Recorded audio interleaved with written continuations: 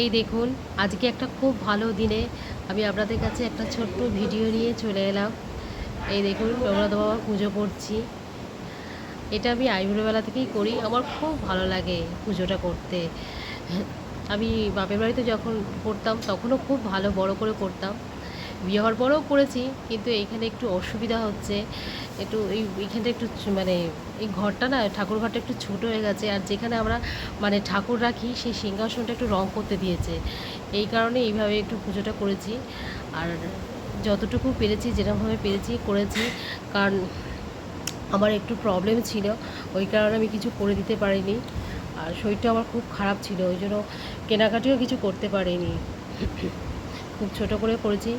আর ভগবানের আশীর্বাদে যদি আমি কোনোদিনও পারি, আমার খুব বড় করে ইচ্ছা আছে করার।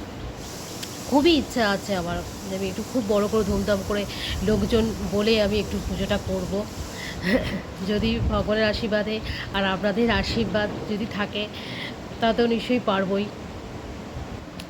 দেখুন, আস্তে আস্তে আমি লাস্ট অবধি দেখতে থাকুন, ভালো লাগবে।